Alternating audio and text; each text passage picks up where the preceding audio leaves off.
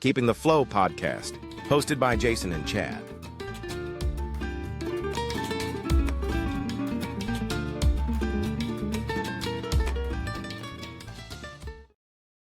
Well, here we are again, Chad. How's your week been? Pretty good. Pretty good. I'm just living the dream, like they say, of course. Always. Living the dream. Yeah. Yep. So today we're gonna be recording our guest. I'm really excited about this guest. Tom Kirkham is going to be on our show, and cybersecurity, huge issue in the utilities nowadays, and all over. It's not just in utilities; it's even in your own house. And so he's going to talk a little bit about cybersecurity. I know It's definitely something that's not really thought of or thought about. It's kind of on the back burner. Who thinks of cybersecurity when you're trying to, fix PFAS and lead and worried about getting water from point A to point B, right? You're not really thinking about that, and especially for a small utility. I mean, when's the last time you thought about cybersecurity and why would you even need it? right? Hey, real quick here, Chad. I want to get a shout out to our editor. Oh, So, my editor is my son. He kind of, I don't know that he had a choice. I just kind of went to him and be like, hey, you need to edit these things for me. We're going to do a podcast. I know nothing about this. So he's been great in helping us get these podcasts out there and edit them. Not a lot of editing because we're pretty close to perfect. yeah. I mean, That's not we're. true. I haven't messed up yet. Right. So I did want to give him a shout out. His name's Jaden, and he graduates from Loris College this Saturday, and I'm super proud Wow. of him. Well, Gonna have a congratulations, Jada. degree. It might be one of those things where I don't have to force him to listen to this podcast. Part of editing, he has to listen to all of our Yeah. podcasts, and Yeah. he hasn't been too critical. I've asked him. He's like, that one's pretty good, or that one. He doesn't know about the water industry, even though his dad's done it for 30 years, all of his life. He's never, taken much interest in it. But something like cybersecurity that we're going to be talking about today, hopefully that'll hold his interest, and he can get this edited for us. So big shout out to him for doing that, and thanking him for doing that for us. Well, no, I appreciate that. And when we first started this, or even had the idea, I was like, I'm not editing this. I'm not doing it. It takes up too much time. I'll talk all day, but I'm not doing that. And you're like, well, let me ask Jaden, and I appreciate that as well. So he is Yep. he's doing a good job. So now he's got to find a job other than editing in our podcast, because this one doesn't pay very good. So No. he's, I'll put that out there for him too. Criminal justice psychology degree, graduates Saturday, he needs a job. Yeah. But then I might have to find another editor. So, Yeah.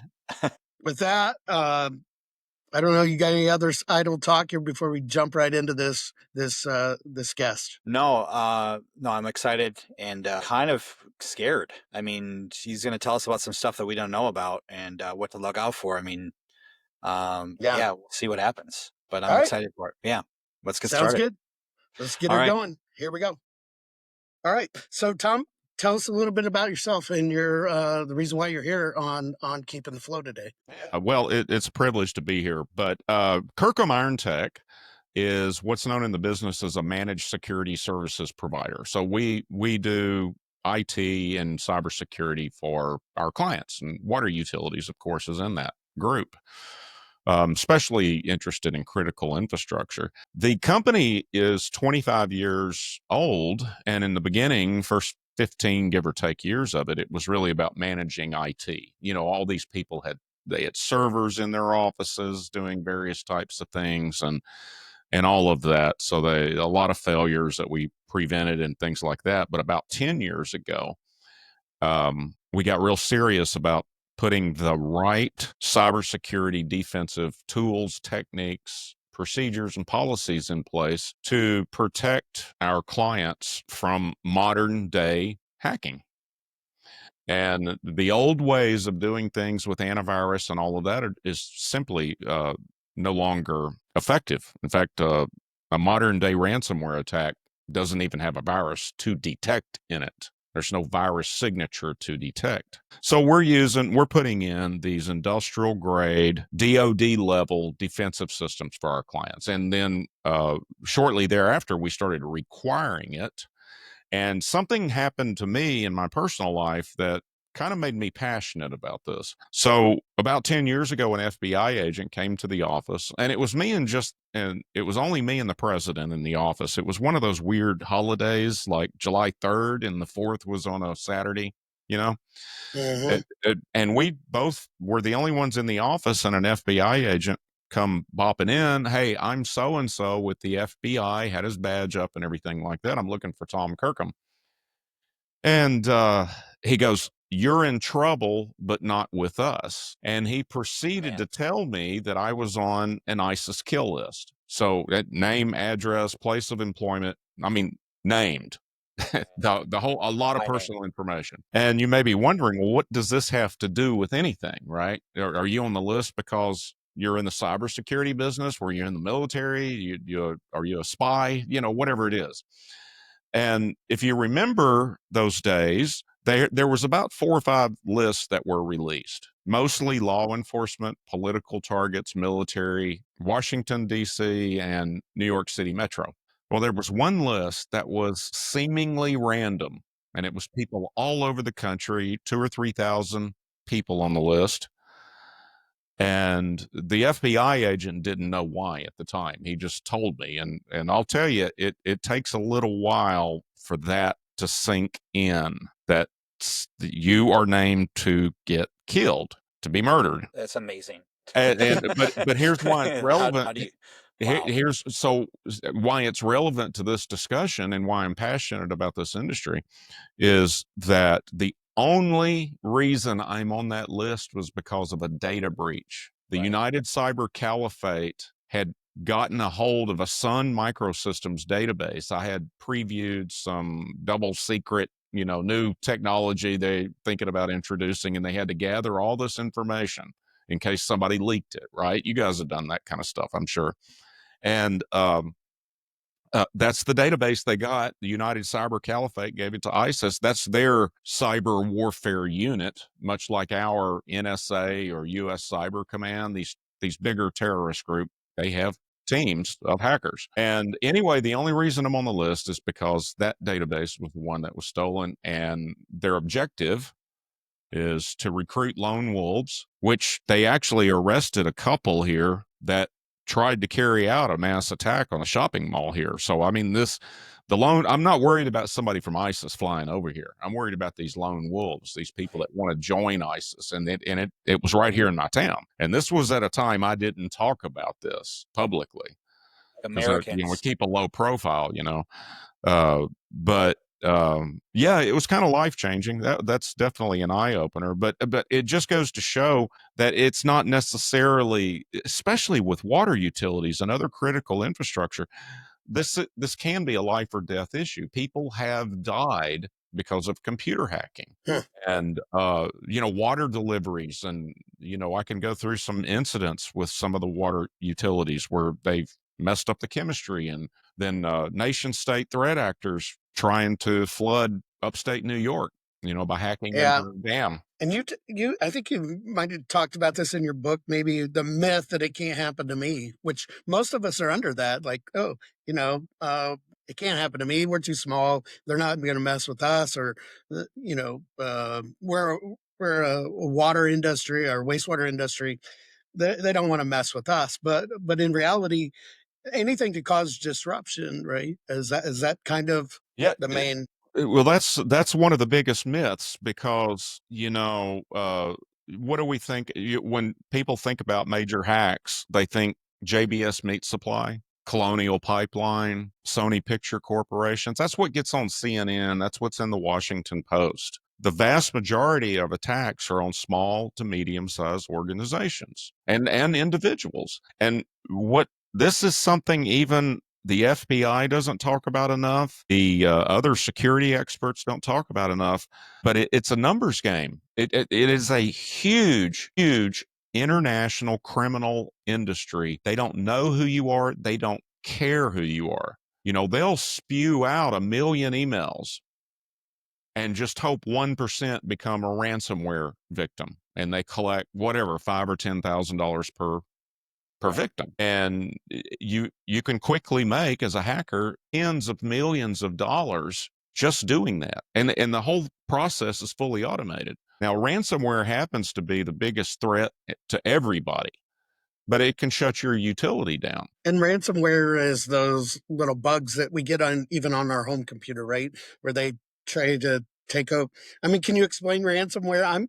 I mean, to be honest with you, all of this is although it's not new, it's something that I've never looked into, you know, and tried to understand cybersecurity or cyber attacks. But maybe can you talk a little bit about? Yeah, basically, a ransomware attack is where you're most of the time somebody inside the network, a non-malicious insider, an employee of the organization, are conned into letting a piece of malware get into the network, and then it unleashes by encrypting all the files that it can find. It starts with the local computer, then it goes out on the network, servers, anything like that, and it searches as far as it can possibly get for any data that it can encrypt. And then and only then does it display a notice saying your files are encrypted. You have 5 days to pay X amount of dollars via Bitcoin or these green dot. That's another thing that people think, well, if it wasn't for Bitcoin, there would be no ransomware attacks. Well, ransomware has been around 10 years before Bitcoin was even created. There's other methods to move anonymous money, and Bitcoin's not anonymous anyway. But at any rate, they just hold your data for hostage, and your QuickBooks files, whatever you're using for accounting, whatever, it's going to attack any database, water quality databases, other systems, industrial control systems can be affected. It brings the network to a halt, you know? In utilities, Tom, where do you think the largest um, where are we susceptible to an attack as a utility? Is it the finance? I mean, if you think about finance is pretty much what runs our city, right? So water bills, those all have to get paid and everything like that. Um, or is it operations? What seems to be the common place, where they, can ramp pumps up and Yeah, well, there's roughly 150,000 water utilities in the country, and the vast majority of those are small utilities. They may only have 50, 500, 5,000 meters out there, or customers, and those are not the ones that are generally going to suffer from a targeted attack. Where the larger metro areas, you got to be a city of a certain size before the hackers are going to invest time, money, and energy into attacking you. Okay, so out of these 150,000 of them, by far the vast majority of them are just getting caught up in a normal hacking deal, a normal con job. But make no mistake, ransomware shuts all your computers down. So the effect is going to be similar, even if you're New York City water or whatever.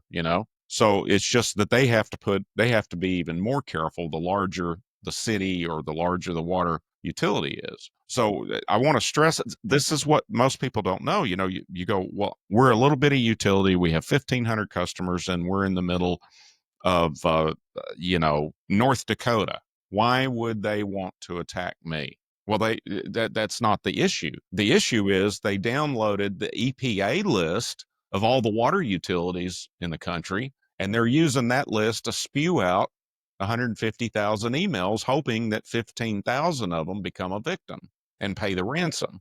Yeah, and whatever that They ransom is, as long as they get money Right. for it. So, Yeah. they don't know who they are. They don't care who they are. It's strictly a money thing. Now, having said that, uh, I've seen intelligence reports to where Iran, and I'm sure Russia has, they nation state level threat actors will go after larger utilities and see if they can disrupt water supply. Because what do we have? We can live without electricity for a few days, 5 days, a week, a month. Really don't even have to have it, except in a modern society. But when it comes to water, that's something you've got to have. And so in the event of an all out cyber war, that's one of the first things they're going to go after is critical infrastructure. and get the EPA list. I don't know if they still have it up on their website, but many years ago, I downloaded it in a spreadsheet, and they're all right there. You know, Yeah. so I mean, I really can't stress that enough. Do not think you won't be caught up in all of this just because you're little. So as a utility, what are, a lot of times we look at it at cost, right? You can say, well, what, what's the cost of being safe? Um, that's one way to look at it. But as a utility, we have a certain budget we have to stay within, and sometimes to protect yourself from cyber attacks is expensive. Is there any cheap way of protecting yourself, or is it all expensive? It well, I think the word expensive is irrelevant. Okay, so what do I mean by that? So the stuff that we provide our clients are it's best of breed enterprise grade tools. And years ago, only Fortune 100 or 500 companies could afford it. DoD and if they even bought it, those types of it was real expensive. But the very similar to the way the bad guys do everything at volume and scale, the good guys do too now. So it when you're talking about a fatal catastrophic shutdown to a water utility, can't deliver water, can't take payments, what price do you put on that? It's about understanding the risk. Okay, now having said that, is it as cheap as going to Best Buy and getting the latest Norton Symantec Bitdefender internet protection suite? No, but it's not that much more either. So I understand the budget problems, especially when these smaller utilities, but it's going to be required. The EPA tried to do that already, and it's been rolled back once. They've got to do something about that because everybody else is in all sorts of compliance on this deal, and it's something you've got a budget for.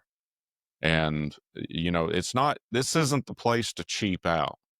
Is really the short answer, because it's not that much more expensive to do it the right way. And who wants to get in front of a camera as a director or whatever, the manager of the utility, and explain that they had a hack because they wouldn't spend $1,000 a year on good cybersecurity?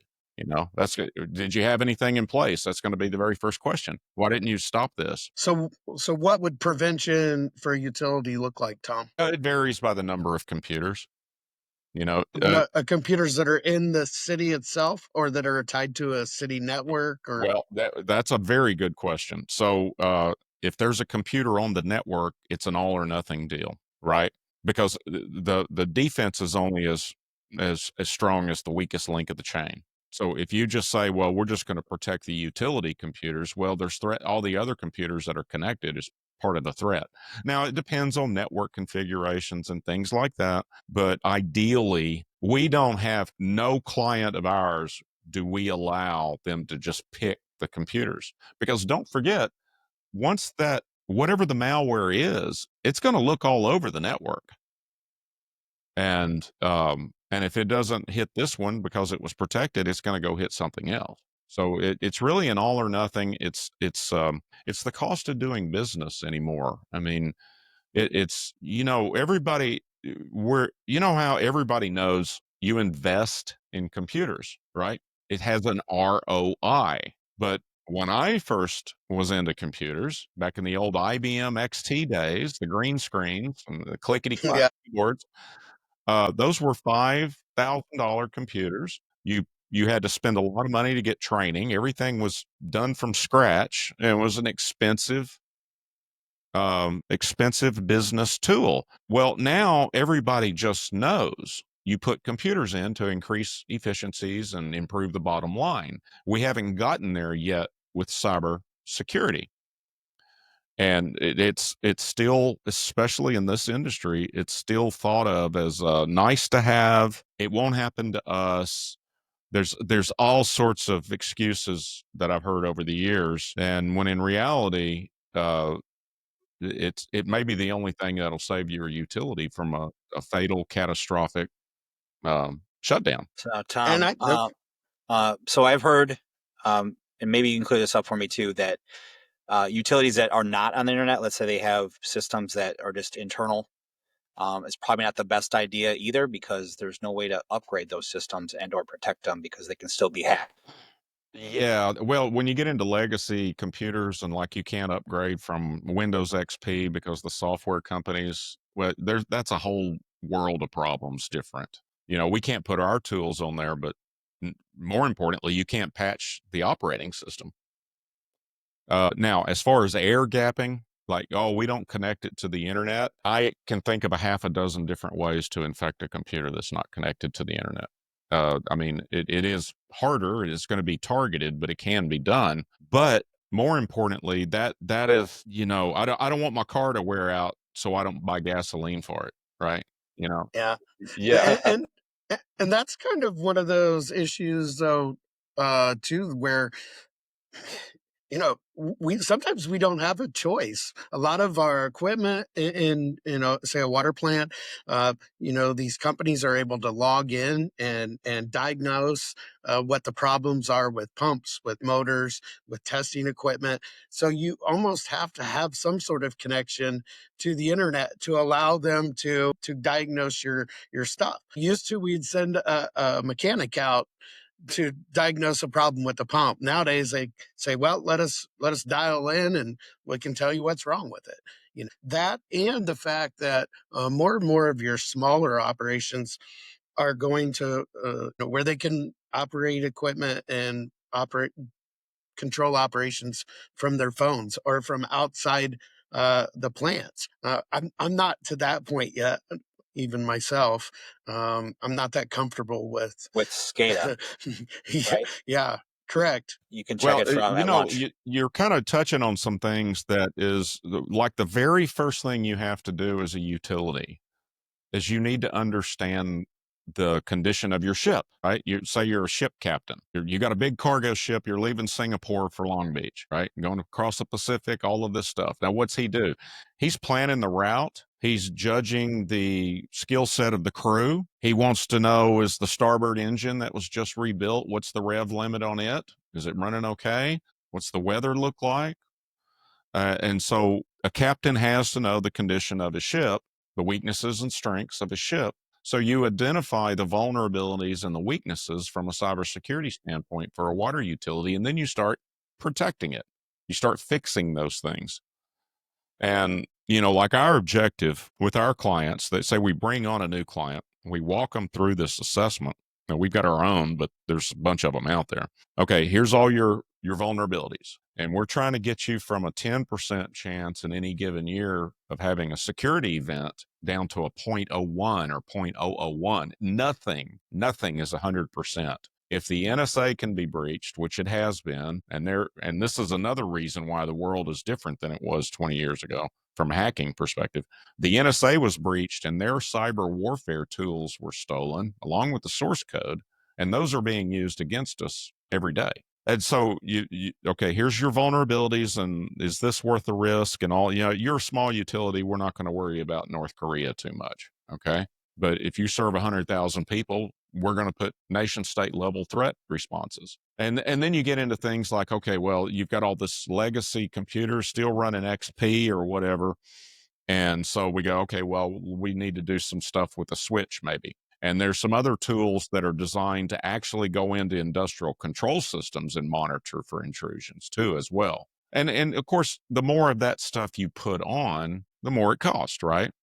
So that's where it's important that the head honcho, whoever's making those decisions, they understand what risk they're willing to accept and at what cost. And that's our job. That's the very first step, is to get you to where you understand this is what it's going to cost and this is the risk. So And that was going to be my question. If I was if I made the determination that my utility, we're gonna get serious about cybersecurity. Um, a lot of times in the utilities, the IT division of your city, if you're a larger city and you have an IT division, a lot of times they're not up to snuff on utilities in general. They got an understanding of computers and programs, but when we get into utilities, it's a little bit different. So, in particular, as an example, in Rock Island, our IT handles everything within the city.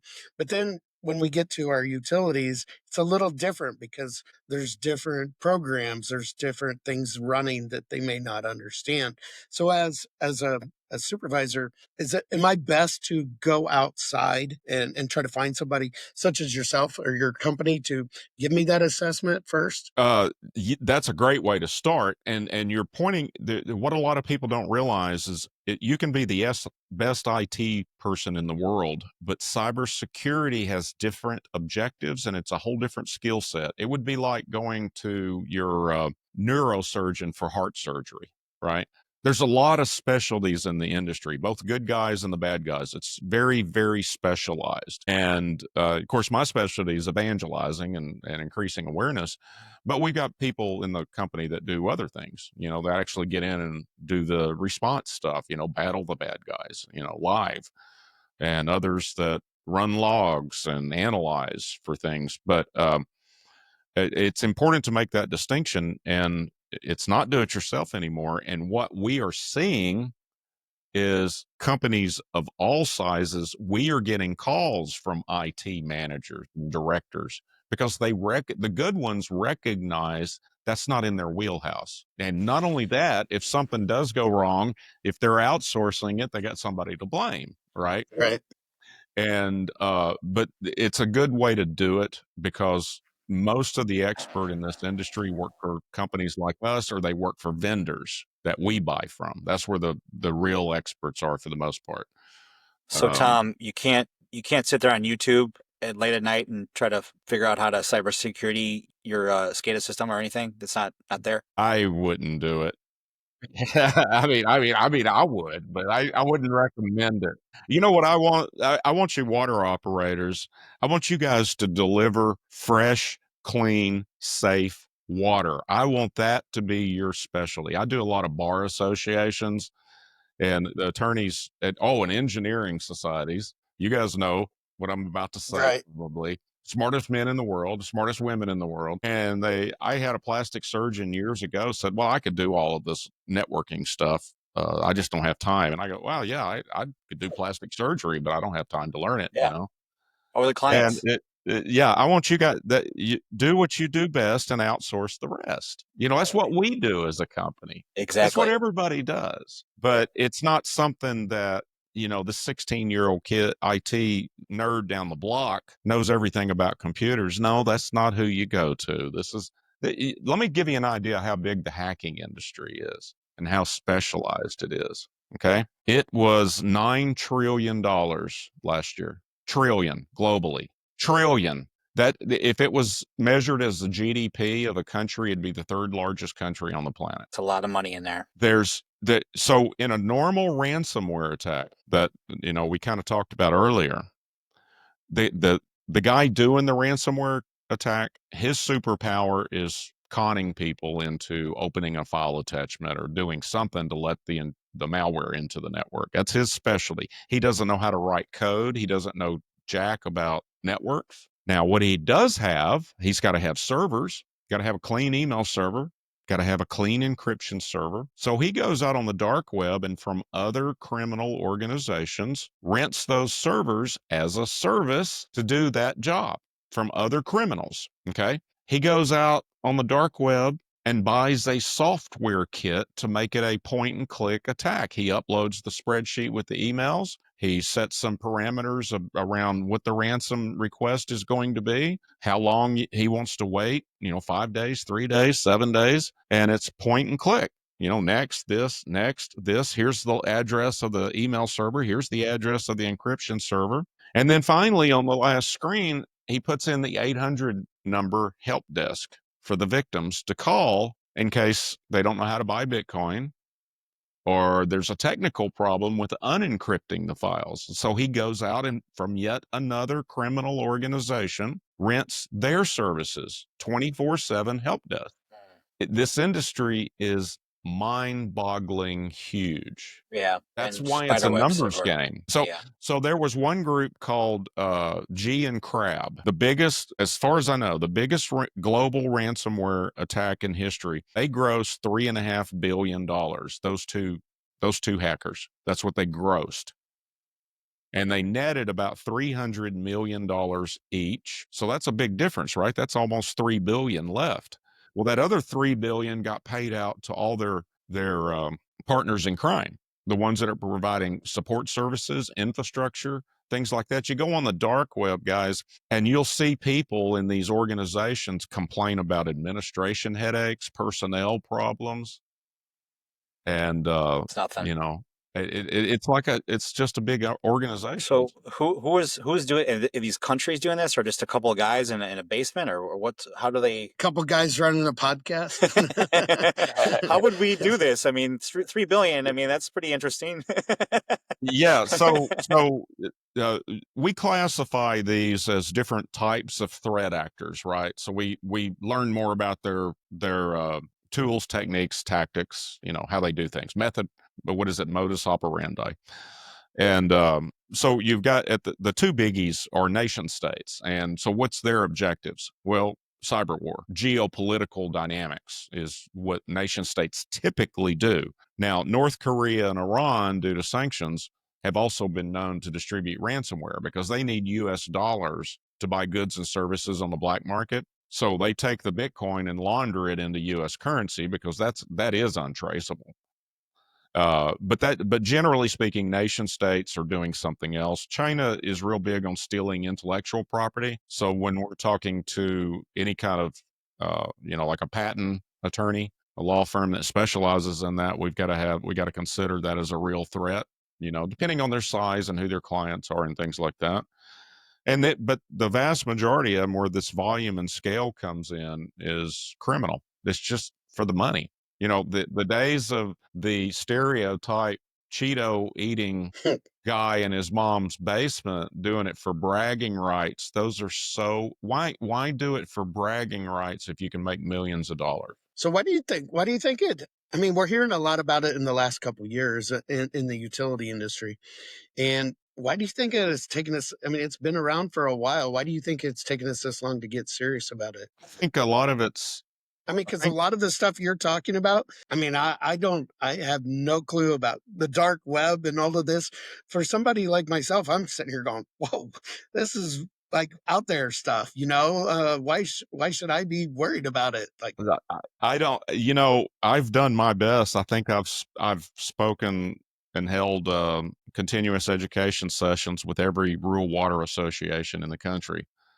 And but I think ultimately I've had operators come up to me and say, hey, we know we need this, and we got to have it. You're absolutely right. And then ultimately they don't have it in their budget. That's what the Right. biggest problem in the water utility business has been. It's And a I'm great saying, well, you idea, got a but brand new we're not doing Ford it. F-150 out there, well, we got to have trucks. Okay, well, so you got to have this. I don't know how to fix that problem because it's not free. There's no open source stuff to do this. Not only that, well, there is, but it doesn't work unless you've got skilled people monitoring and responding to events. It's not a set and forget thing like your off the shelf antivirus packages. I think the other thing that makes me a skeptic sometimes is the fact that now we have EPA, we have the federal, we have the state that are looking more at cybersecurity, making it a part of our inspections. We're having more and more sessions where we can listen about cybersecurity and how to prevent it in our how to promote it in our workplaces. The problem is, it's being presented by the federal side and the state side, who in their own right have had their own problems with cyber attacks. So you got somebody who's having issues with cyber attacks trying to tell us that we need to try to prevent cyber attacks. So it seems like contradictory. Yeah, you that gets back to the old you got to walk the talk, right? You know. But now that's changing from the federal government level. President Biden issued an executive order.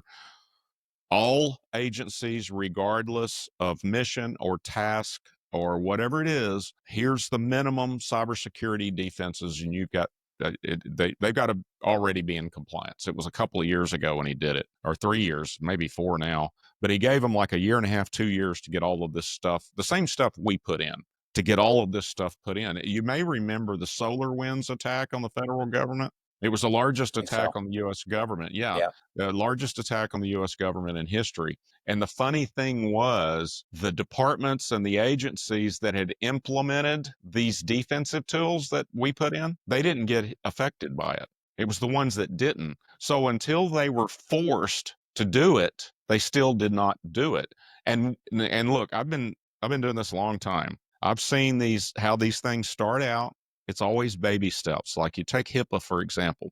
HIPAA started out with something like, well, we just want to, here's some guidelines to protect private health information. And then it went to, we just want to see what you're doing. Tell us, right? There was no right or wrong answer. And you guys walked through that with one of the deals. Just tell us what you got. And even if you didn't have anything, it didn't matter. Well, then HIPAA said, well, you kind of really need to do this. So, but we'll help you get there, right? This goes on. And then finally HIPAA said, well, we might fine you if you have a breach because you didn't do these things. And then HIPAA finally said, all right, we're going to fine you the minute we find out about it.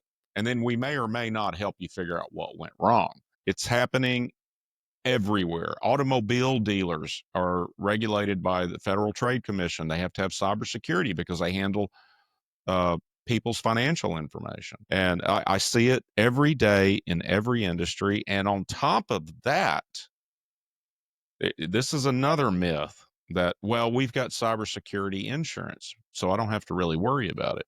And it boggles my mind that you go buy insurance first rather than fixing the problem. But nevertheless, people do that. The guy that sells the insurance walks in and says, oh, let's add this cybersecurity policy on, right? And, okay, that makes it a no-brainer. It's insurance.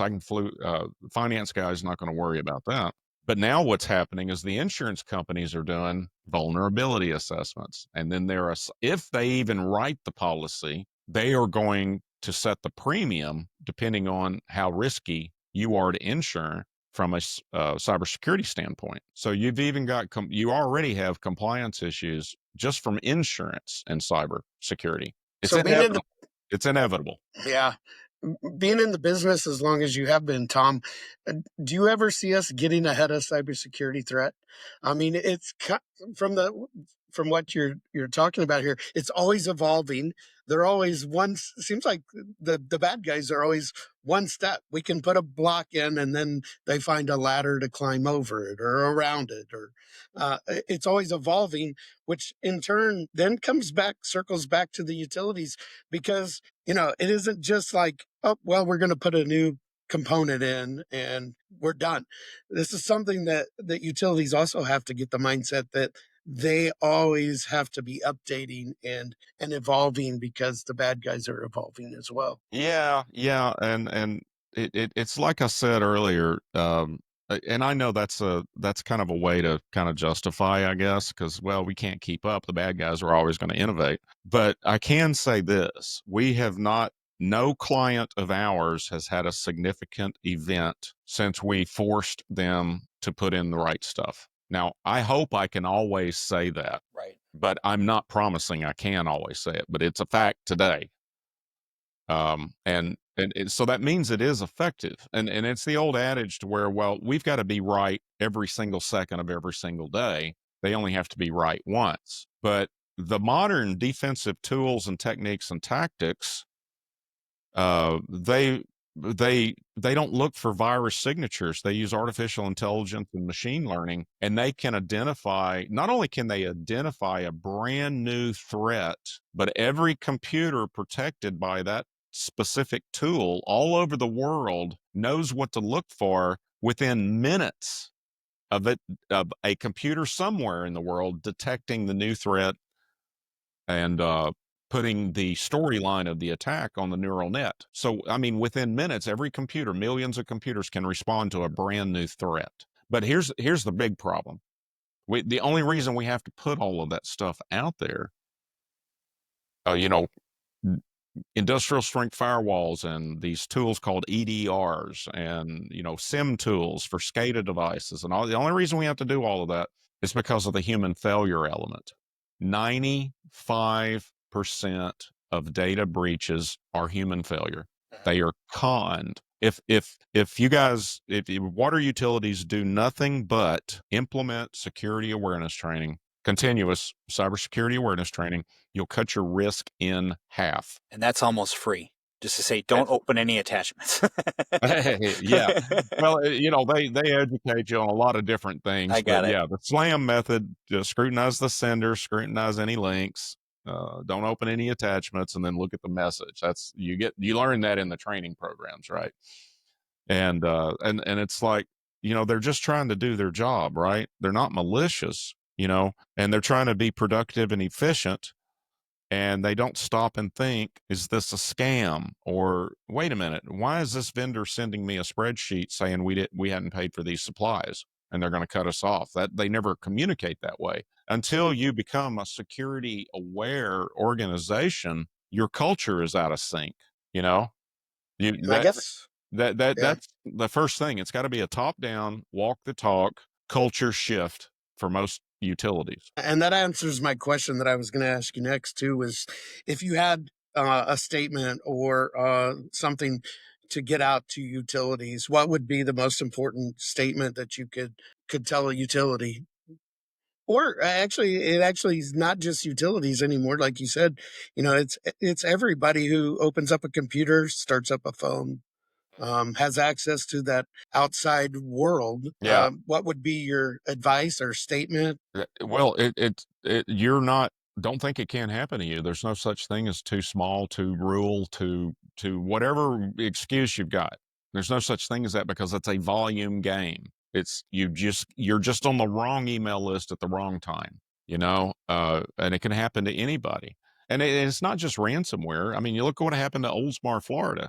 They had just egregiously disabled security to a computer that controlled the chemistry distribution in the water. I mean, went out of their way to disable security, and they wanted it real easy to remote into, and anybody could do it. So everybody knew the password. The firewall was turned off. It was directly connected to the internet, which is a huge no-no. And then RDP, it had remote access built into Windows, right? And they valued convenience over security. And it just so happened, when a hacker found that, because you can go out on the web, the regular internet, and find lists of IP addresses with this particular piece of hardware behind it, industrial control systems of all shapes and sizes, not just SCADA devices. And here's the default username and password, and you can do that. I've done it, and so it just so happened an operator was watching his mouse move around on the screen, his mouse pointer, and realized somebody was tweaking the chemistry settings.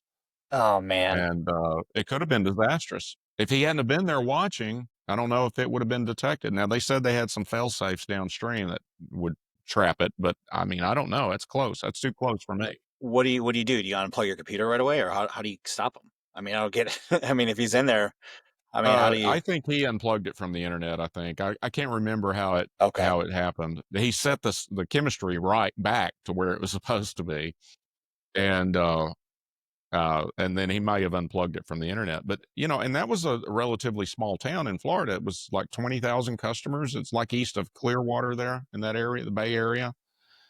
And then there's other examples, and chances are that was an accidental deal. Somebody just happened to stumble upon a computer directly connected to the internet and discovered it's got remote access. They probably had no idea what the settings were. That is the biggest takeaway. The Colonial Pipeline, right? The Eastern Seaboard Petroleum Distribution got shut down for a few weeks. That was a ransomware targeted attack on a legacy VPN connection. Their IT CIO, by all reports, was excellent. She was excellent at what she did. I was reading the threat intelligence when that happened, and I said, they don't have a security officer. They don't have a chief information security officer. That's what it looks to me like, because a security guy is going to catch that kind of stuff and turn them off or protect them, one or the other. And sure enough, the CEO apparently agreed. So within a week, they were looking for a CISO. But that attack, they asked for $4.5 million worth of ransom And when it leaked out, got on CNN, they go, "Oh, we didn't know we were interrupting petroleum distribution. We didn't know Man. we were hacking into a big pipeline company. We still want our $4.5 million, but we didn't know. They just had an open connection with a lot of devices behind it. You know, it's big payday. Yeah. That was 4.5 million, and that's what kind of damage it did to the. I mean, it really was a big disruption at the time. And they have to pay, right? I mean, there's no way around it. Well, here's the kicker. They paid the 4.5 million, and then the FBI, because it's a big company, it's critical infrastructure. The FBI actually was able to claw back some of that Bitcoin. I think they got about 2 million back, but that's not going to happen to a utility company with 5,000 customers. It's just not. You're not going to have that kind of luxury. You're going to be faced with either paying the ransom, restoring from a backup if you have one, and that's a bad decision, a bad place to be. I feel sorry for people that do it. Have to be in that place. Tom, we're kind of getting close to the end here. I'd love to have you come back too. I mean, this is a topic that, again, it's always evolving. We're always evolving as a utility. Love to have you come back in a future show. But maybe here at the end, you want to talk about your books, your newest one. I mean, a two-time bestseller, right, on Amazon. Like I said, when I was talking to him at work, I'm like, yeah, we're going to have a bestseller. Like, I don't know what he's doing on our show, but it's great. And you want to tell us a little bit about your books? Yeah, well, the first one is the cybersecurity, the cyber pandemic survival guide. Okay, it's got a green cover, it's got a skull on the cover. And what that book is about is the idea of a global attack, right? Like a cyber war. And Leave the World Behind, the Netflix movie came out a couple of years ago. That's what that was about. Now, the movie was about how society breaks down when you don't have water and electricity, and planes don't go right and fall out of the sky, and all of those different things. Every man for himself type of stuff. Zombie Yeah, apocalypse. yeah, it was really, and that's what happens, and we saw that in Ukraine. Russia did an all-out cyber war on Ukraine long before the kinetic war, and a lot of us think that was a test run to see how destructive Russia could be, and they stopped just short of killing people in Ukraine. But anyway, that book is basically, it talks about what to do to protect yourself from all of these threats that we're all subject to. And the same thing that you do to protect yourself against a cyber war is the same thing you do to protect yourself from a $10,000 ransomware incident. It's the same stuff pretty much. And the theory is using COVID as a lesson, because if we have a major cyber war breakout, it's going to make COVID look like a speed bump. I mean, it's going to be nothing compared to what Ukraine went through and society falling apart. Now, the second book is about the special needs of it's special needs of high net worth individuals, but it's also any executive, maybe any mayor, city administrator, because those are a weak link and they can be targeted personally to get access to who's running the city. They get the keys to the kingdom through those types of people. That's what the second book is about. Hacking the Rich is the title of it. Yeah, I have actually. It looks like that. Yeah. So, and these books are not written by well, it is written by a nerd, but it's not written for nerds. These are written for the regular fellers and the regular gals out there, and it's written with a minimum amount of geek speak. And it's really, it's when I do these interviews and these continuing education classes and all of that, I want to give you that 50,000 foot view, as so managers and leaders are better informed to make the right decisions, or at least know why they're not doing it. Okay, because I honestly believe that's the biggest problem, is this idea that why would it happen to me? We're too little, we're in the middle of nowhere, and on and it goes. And that is simply not what's happening in the real world. well, Anything else? So where can people find you, or where can they reach out? Because this is part of Solutions. One of the reasons why you're on here is because, hey, I have a service to provide. not just ideas. So where could people find you to reach out? Yeah, kirkhamirontech.com. I assume you guys will have some show notes or something with the link in there. And you can go on there, talk to anybody. We do this all over the country. We actually have a few international installs. I mean, but in the water industry, Hawaii to New York, and most of the points in between, we've got them scattered all over. But we're easy to talk to. I mean, we know what you need, and we have a unique way of doing things that's pretty robust. And then we also walk you through, well, let's make sure your return on your IT investment, you're getting your return there. And so sometimes we find out that we can save them enough money on the IT side to pay for the the cybersecurity stuff. When you look at a budget, and this may not be true for water utilities, but if you're a professional services firm, of your entire IT budget, you should be spending 10% on cybersecurity. So it's really not, like I said, it's really not that expensive. Again, thank you for coming on today. Like I said, we'll love to have you back. Maybe we can talk about your movie. Any idea of when is that going to be released, or Well, any? we're not filming yet. Okay. That's on my list of we've gotten some of the crew, but it's getting closer. Probably next year. I'm Well, thinking. if you need any good-looking operators or tank specialists, you know where to come and Yeah, give me a absolutely. holler. I might have a little bit of free time in between our podcasts and my regular job, but I'd love to. Oh, you'll make time. I know you will. Right, right. And So again, Jason, your cameo will be like, "Oh my God, we were hacked," and then they'll cut away. no, it'd be one more thing to worry about. You know, me and Chad were talking earlier, and I said, this is like because we are new. This podcast is new. So this is our 5th episode. And I was thinking before we shot, yeah, I'm running out of clothes, right? Like, are people going to be paying attention to my clothes? Like They are now.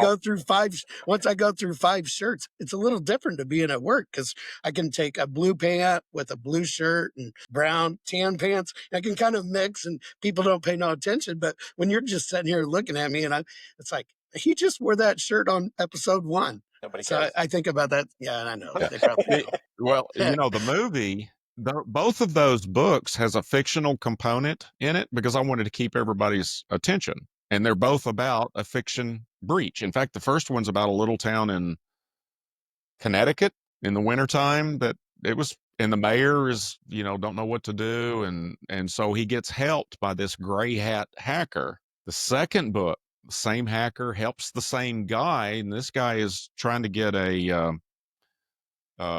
on the cabinet for the president. He's gone up in politics and, done very well for himself, got a big, nice company that he owns. And so that's what started the genesis for the movie. We took that same character, the protagonist in both of those books, and we were writing a third book together. And I said, this would make a really good movie. And so Yeah. that, Well, if you need a character that resembles Jack Black, I guess look me up, right? Right.